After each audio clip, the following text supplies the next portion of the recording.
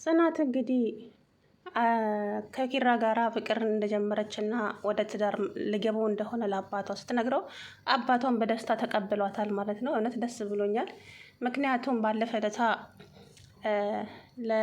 በባህላችን ነው የምድርሽ ሲላት ደንግጬ ነበር። ማለት ለሌላ ሰው ሊድራት መስሎኝ ነበረ። ግን ያው ሁሉንም ነግራ እንግዲህ አሳምነዋለች። ነገር ግን ደግሞ ኪራ አሁን እኮ ግን እኔ ልጃገረድ አይደለሁም ግን ደግሞ በእኛ አካባቢ እሱን ከሌለ ይታወቃል ምናምን አለች ማለት ነው። ማለት ምን ማለት ነው? አላት እላለሁ አለ። ወይኔ እንዴት እንደሳኩኝ አትጠይቁኝ። ዛሬ የምር እኔ አላት እላለሁ አለ።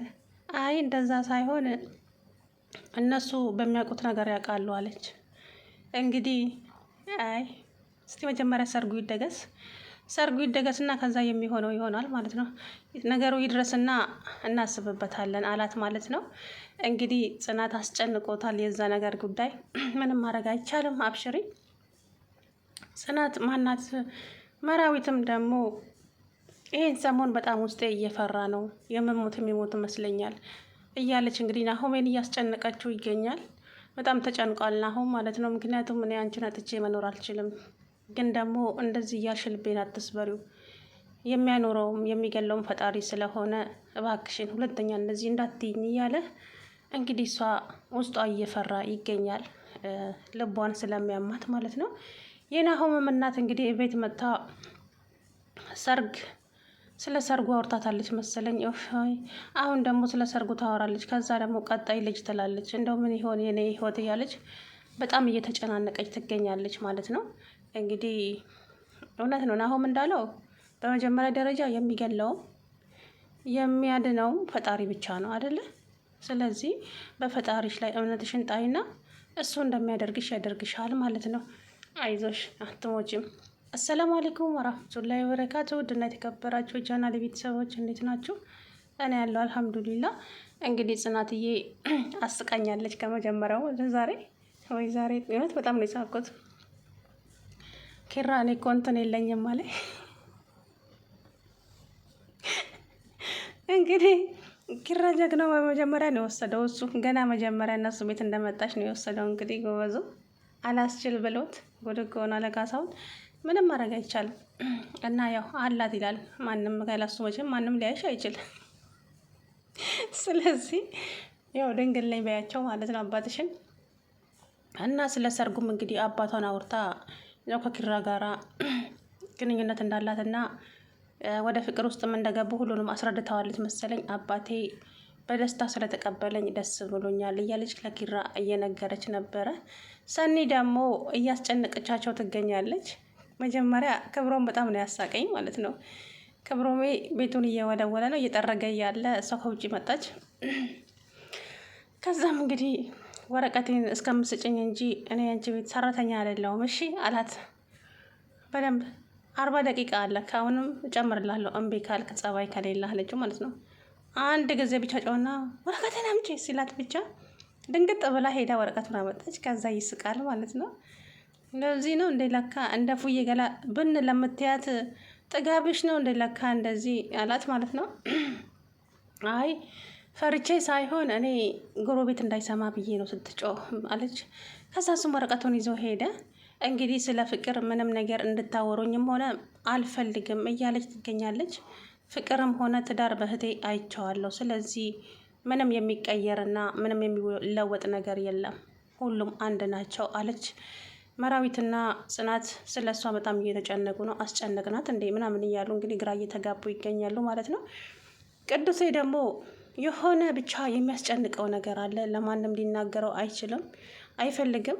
ነገር ግን ድብርቱንና እንትኗ ስላየው ኪራ እነሱ ቤት አሳደረውና ጠዋት ራሱን እነ ኪራ ቤት አገኘው ማለት ነው። እዚህ ነው እንዳደርኩት ለምን አደርኩ እዚህ እያለ አይ ማታ ሙድ ጥሩ ስላልነበረ እዚህ እኔ ነኝ ያሳደርኩ ለምን አለው ማለት ነው።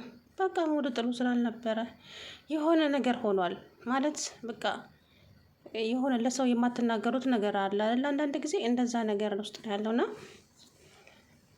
ከዛም ከሰኒ ጋር እንግዲህ ደረጃ ላይ ቁጭ ብለው እያወሩ እያለ ቅዱስና ሰናይት ቅዱሴ ያው አንተ እኮ ግን በፍቅርም ሆነ በምንም የተጎዳ ሰው አትመስልም። ወይ በፍቅር የቤተሰብ ፍቅር አለ፣ የጓደኛ ፍቅር አለ፣ ብቻ በአጠቃላዩ ስትለው ከዚህ ከጠራሻቸው ሁሉ ውስጥ እኔ የለሁበትም አለ ማለት ነው። እና ታዲያ ምንድን ነው ሲል ብዙ ነገር እኮ አለ ግን እታዩ ለማንኛውም አላትና ጥሏት ሄደ ማለት ነው።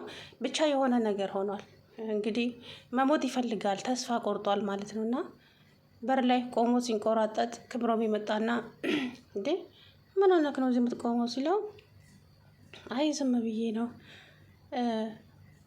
እንትን ቤት ከገባ ገባና ኪራን የመኪናውን ቁልፍ አምጣልኝ በለው አለው። እንዴ ታዲያ አትገባም? እንዴት ልትሄድ ነው ቸኮልከው? የት ልትሄድ ነው? በዚህ ልጣት ወደ ሰማይ ሊሄድ ነው አለው። ይሄ ልጅ ምን ሆነዋል እያለ ነበረ ማለት ነው። እንጃ ምን እንደሆነ የሆነ ነገር ግን ሆኗል ማለት አንዳንድ ጊዜ ለሰዎች የማትናገሩት ብቻችሁን የምታስታምሙት ህመም አለ። ያ ነገር መሰለኝ እንግዲህ እሱ ጋር ያለው አሁን ምን እንደሆነ ባላውቅም ብቻ እየተጨነቀ ነው ማለት ነው። እንትና ቅዱስ እንግዲህ ኪራ እሱ አንተ ከጭንቀት አድነሃል፣ አንተም ደግሞ እንደምንም ብለህ ከጭንቀት ውስጥ አውጣው ማለት ነው። የሆነ ነገር ሆኗል። በነገራችን ላይ ካፌም ወስደው ቢጠይቁትም እሱ ሌላ ወሬ እየቀየረ ነው የሚያወራው። ብቻ ሊናገር የማይፈልገው ነገር አለ። እንደኔ በጸጸት አለንጋ እየተገረፉ ከመኖር ይላል። ምን እንደሆነ አላውቅም ቅዱስ ማለት ነው። አንዳንድ ጊዜ ለሰዎች የማንናገራቸው ነገር ቢኖርም ደግሞ ግን ደግሞ ውስጣችን በቆዩ ቁጥር እኛን እየጎዱን ነው የሚሄዱት። ግን ለሰዎች የምትነግሩት ነገር የእውነት ጓደኛ ከሆነ የሆነ ይቀላቸዋል ብዬ አስባለሁ። የእውነት ጓደኛ ከሆነ ነው እሱም ታዲያ አስመሳይ ሳይሆን የእውነት ጓደኛ ከሆነ ሊረዳችሁ ይችላል። ግን ምን እንደሆነ አላውቅም።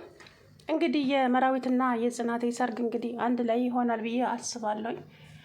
ምክንያቱም የጽናት አባት እንግዲህ ያው በባህላችን በወጋችን ነው የምድርሽ ብለዋታል። ምክንያቱም እንግዲህ የገጠር ሰርግ እኔ ለእናንተ አልነግራቸውም፣ ነገርየው የለም ብላለች። እንግዲህ ነገርየውን እንግዲህ አስቀድመ ይሰጠሻል፣ ምን ማድረግ ይቻላል አለሜ።